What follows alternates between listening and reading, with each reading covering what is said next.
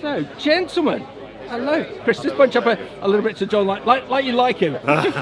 Tricky, yes. Yeah. We were just saying off camera, Jon, we did one of these back at Fruit Focus pre-pandemic, and actually went really well. So there must be something either about the likes of you guys or Agrovista and what you do, or a combination of. But Jon, just give everyone a bit of an update as to Agrovista, and also why you're here at Groundswell, please.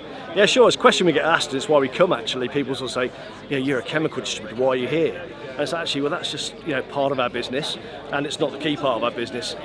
We want to help people farm sustainably, and we want to help people transition to whatever level of regen they feel they might want to go to. And a lot of the work we're doing now is starting with the soil.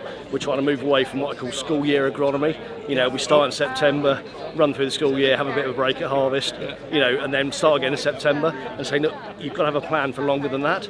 Starts with the soil, and then looking at how we can reduce our reliance on synthetic fertilisers, on traditional chemistry, and get the plant working harder through biostimulants and other products. And that's why we're here, to sort of to talk to people and engage them on that basis. Well done, Jon. And Chris, one of my clients was saying yesterday how this is a really great event. I wonder how many of these businesses that are showing are going to be here in 3-4 years' time. And again, that's a really good thing about Agrovista. You've got that continuity, you've got that credibility, also you've got that expertise.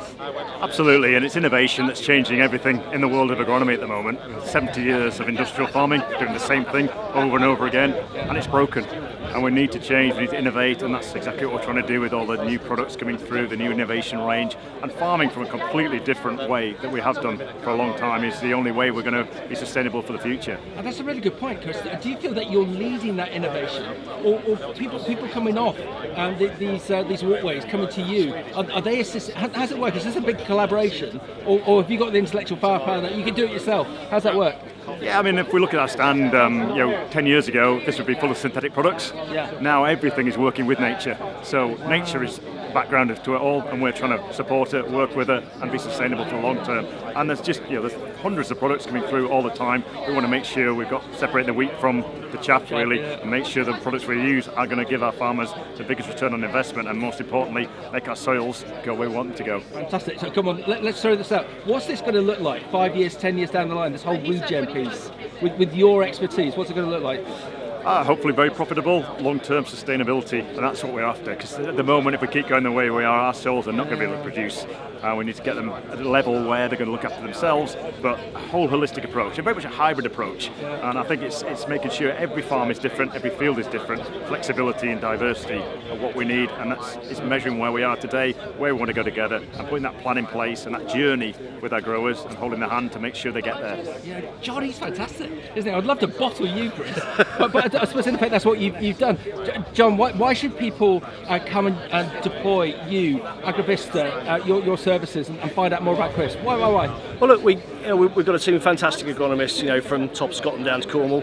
So we're right across the country, and it's about taking, the R&D work we're doing. We're demonstrating it. We're investing, money behind doing it, making mistakes, trying new stuff, and then, via people like Chris and the team that work with him, spreading that message and understanding with our customers which bits work for them. Because not everybody can go pure at the click of the finger. It's about working out what works for your system, your kit, and what your financial constraints are, and planning for that longer term. Yeah, well done. And Chris, there's a really young generation here, but we want to attract more people into the sector. You two have got a passion for this sector, but we have a lot of people dialed into these who are sort of just experimenting with agriculture, want to find out more. Why should people get involved with agriculture, farming? Why?